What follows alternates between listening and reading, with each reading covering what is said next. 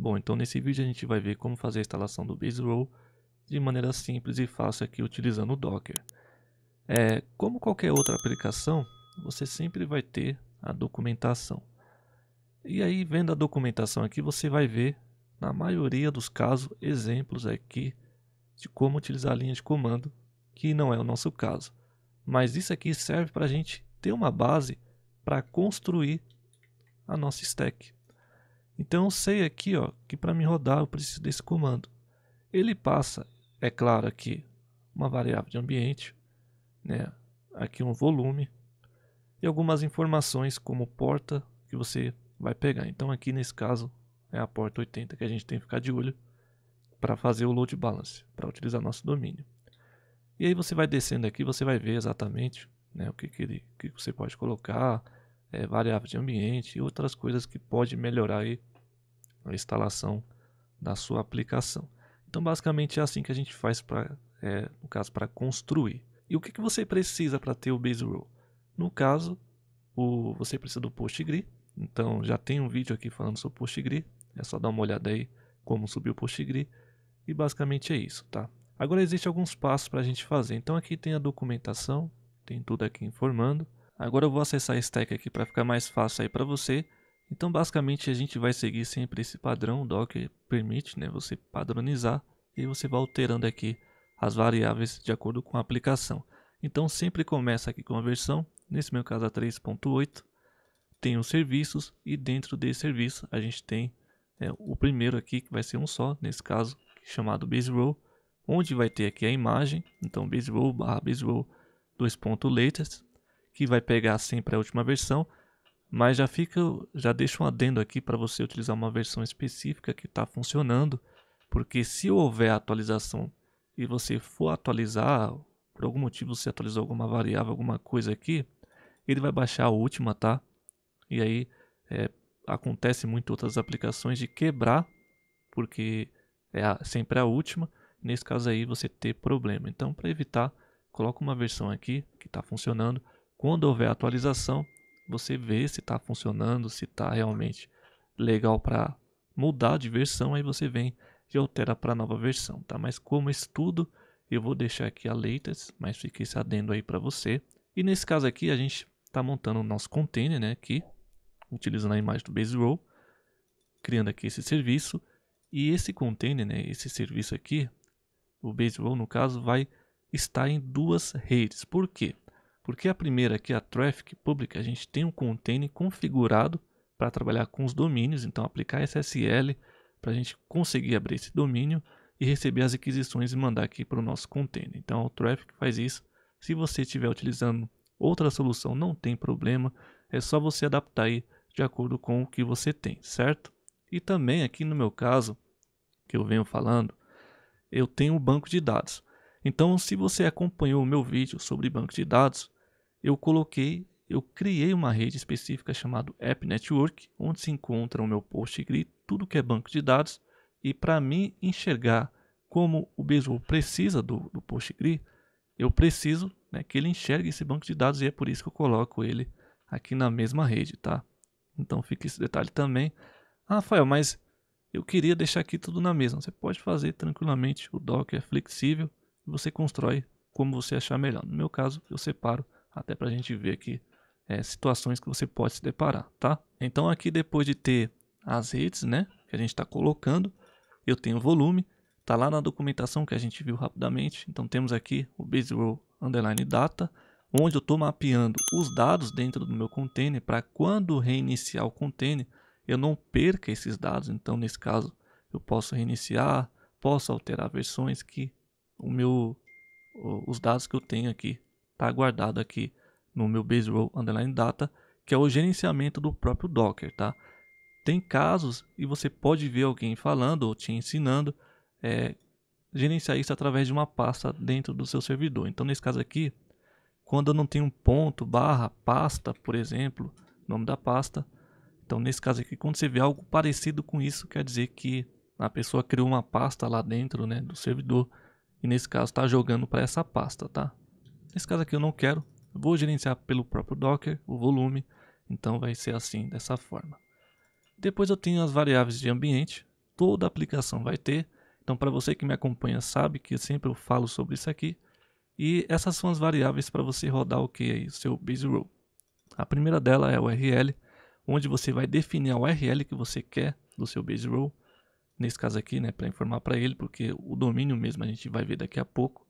Então, sempre que você vê aqui, em 99% dos casos, tiver o URL aqui na variável de ambiente, você tem que colocar o https dos pontos / ou http, enfim, seria a URL completa. Nesse caso aqui, o nosso subdomínio.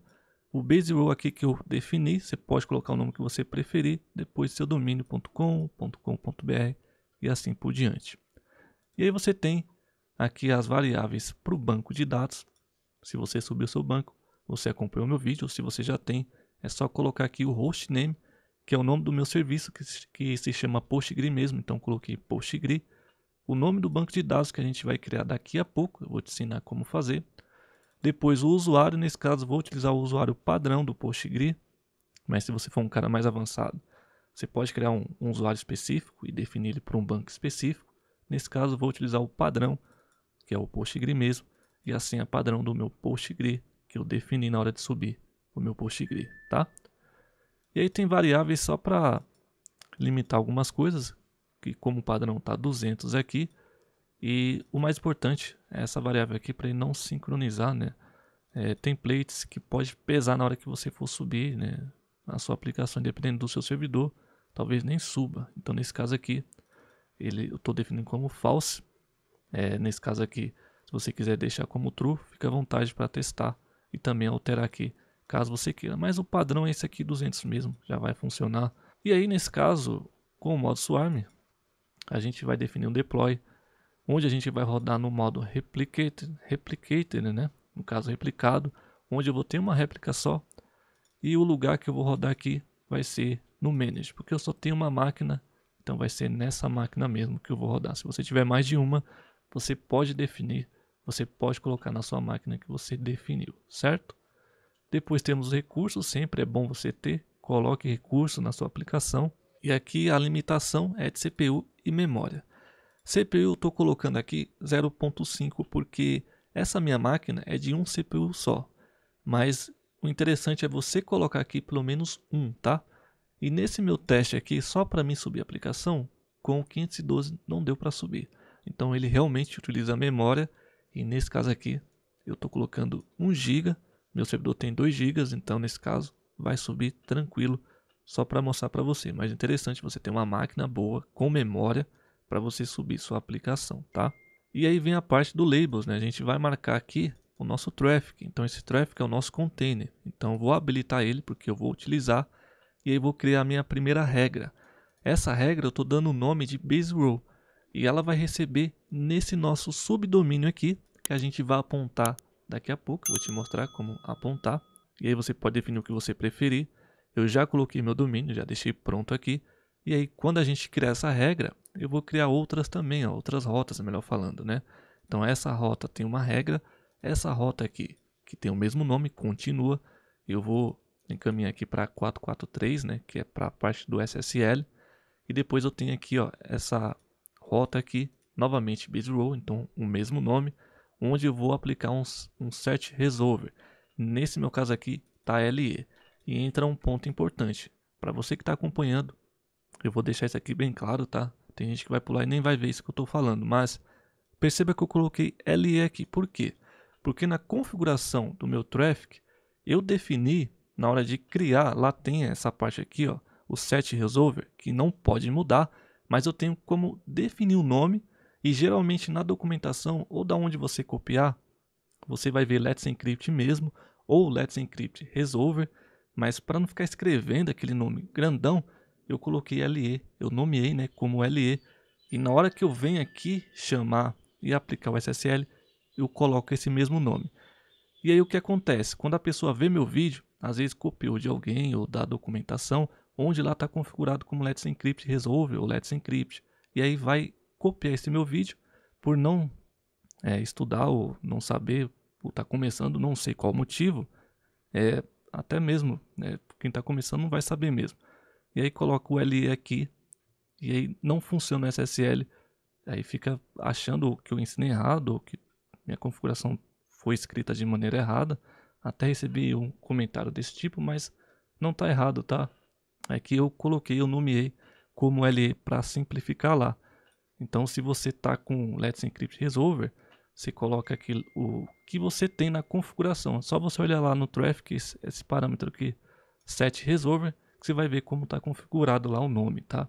No meu caso, eu coloquei LE. Então, se você copiou a minha stack do início, quando você fizer isso aqui, vai estar tudo ok. Mas se você já tinha configurado, vai dar problema e você coloca o que você realmente tem configurado lá no seu Traffic, beleza?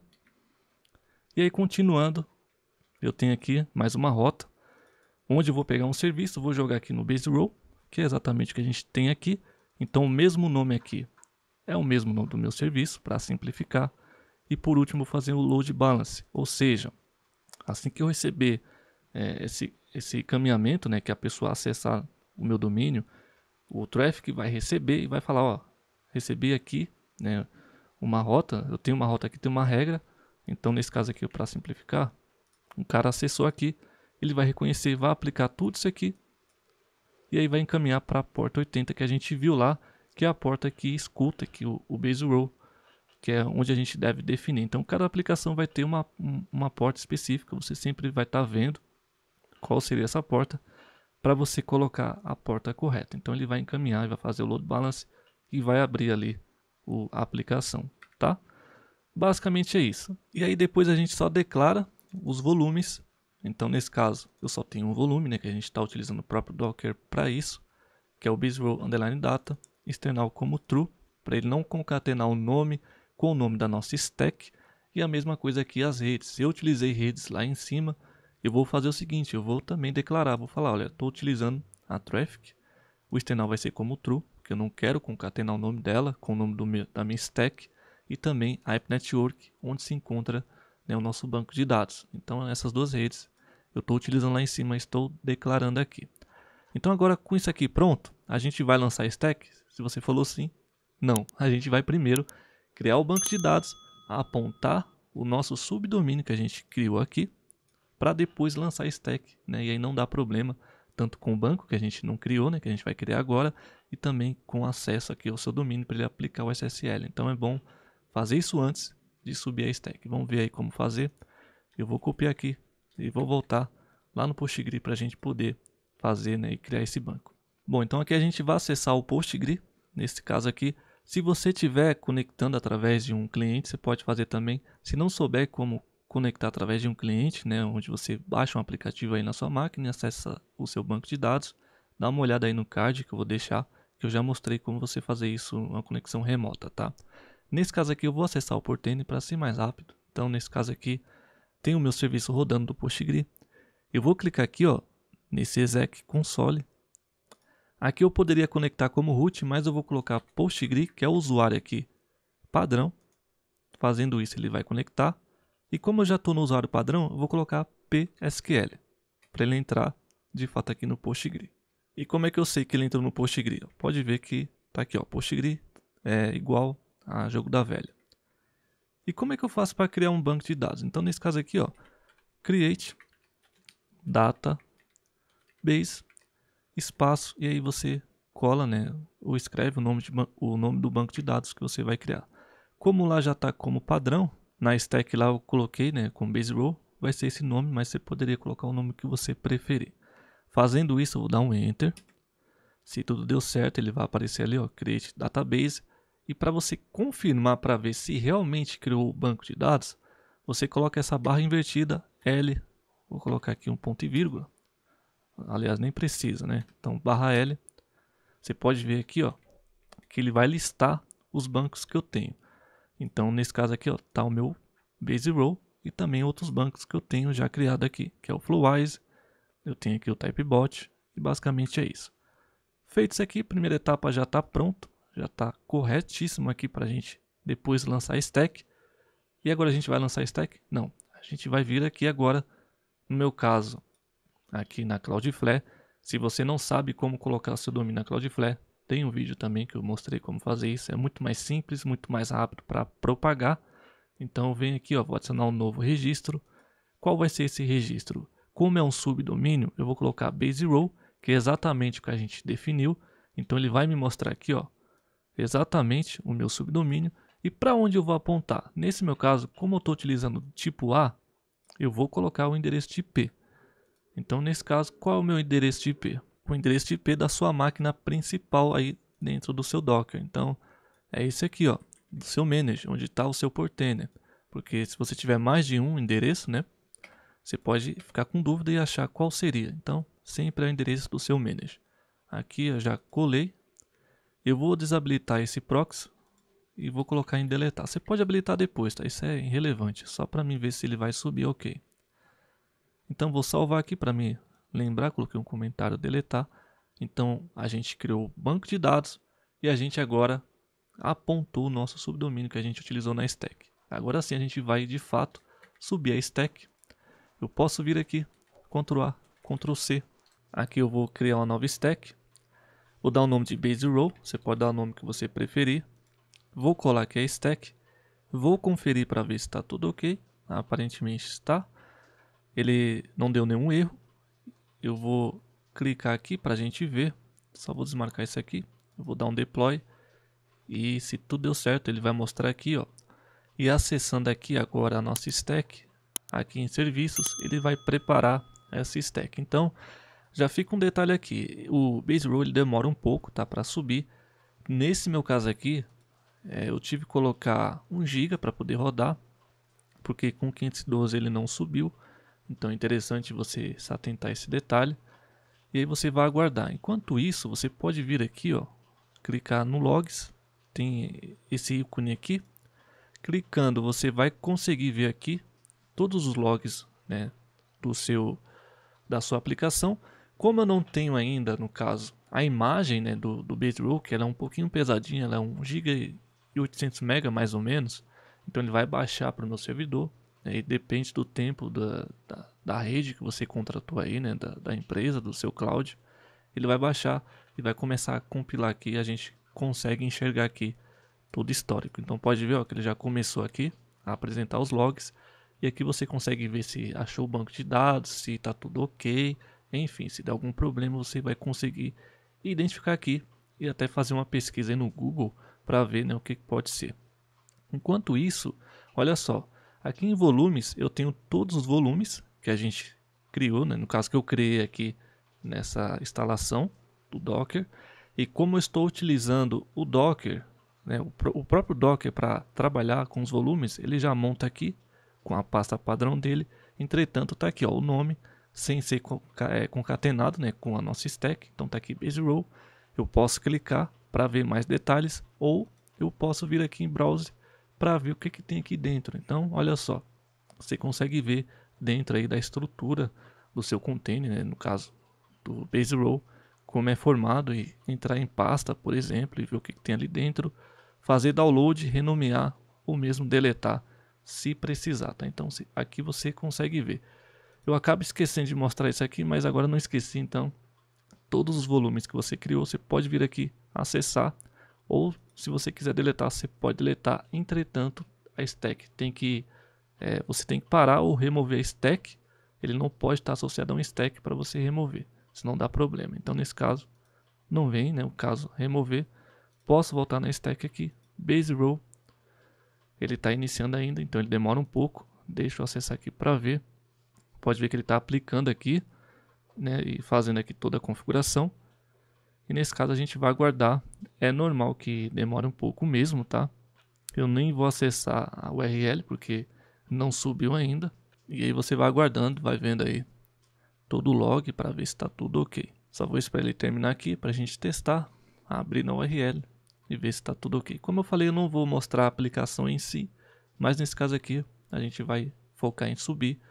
Enquanto ele está terminando aqui, já deixa aquele like, se inscreve no canal para você que não é inscrito, é muito importante a sua colaboração. Estou chegando perto aí dos 1000 inscritos, então isso aí já deixa feliz, né, com o engajamento. E para você que gosta realmente, você quer aprender, a sua colaboração faz toda a diferença, tá? Então aqui ele está falando, ó, que já está disponível, olha só, base role disponível aqui nesse endereço. Será que já está disponível? Vamos ver. Será mesmo? Eu vou copiar, eu vou abrir aqui uma nova aba, eu vou colar para a gente acessar. Ó, pode ver que ele já acessou. Nesse meu caso aqui, dessa aplicação, ele já redireciona para o HTTPS porque a gente colocou lá.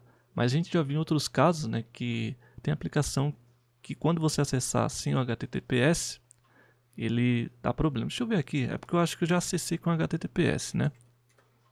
É isso mesmo. Então, se eu acessar sem HTTPS, vai dar esse erro porque eu não defini uma rota quando não coloca ali HTTPS. Se você quiser saber mais, tem um vídeo falando sobre isso, lá eu explico mais.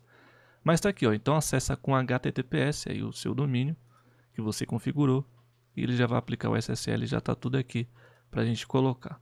Se eu voltar aqui na stack, base row, agora o status é rodando, tá? Então, beleza, já está funcionando. Eu só vou fazer o cadastro rapidamente aqui para a gente poder acessar dentro e ver se realmente está funcionando. Então, eu vou colocar esse e-mail, colocar meu nome aqui, colocar uma senha qualquer só para a gente poder acessar e ver realmente se está ok. Vou fechar aqui. E tá aqui, ó, nosso base row está funcionando. Tá aqui, conforme você pode ver, lembrando que eu estou no limite do limite, né? Então verifica aí o status, o quanto ele está consumindo aqui, ó, para ver se está dentro do limite que você colocou. Se você está vendo que está consumindo mais, aí você vai colocando mais limite. Então aqui você consegue ver, ó, ele já está batendo 1 GB sem você mexer. Então só instalei, por isso que é interessante você ter um servidor de 3 ou 4 GB aí para começar, tá? Então tá aqui. Tá funcionando, é algo que eu não vou utilizar, mas para quem tinha essa dúvida, é assim que você faz a instalação do base row. Tá aqui a documentação, você pode ver mais conteúdo aqui, né, e acrescentar, fica aí na sua responsabilidade, você sempre melhorar. E a stack vai estar assim disponível aí para você fazer o download. Então, novamente, se você gostou, se esse conteúdo ele foi útil, né, principalmente se ele te ajudou a entender aqui como é que funciona, você viu que é simples e fácil. Eu conto com a sua colaboração, deixa aquele like que é muito importante. Se você não é inscrito, se inscreve também. Muito obrigado para você que já deixa like, para você que já é inscrito e para você que também comenta. Então muito obrigado mesmo e já já a gente se encontra aí em outro vídeo.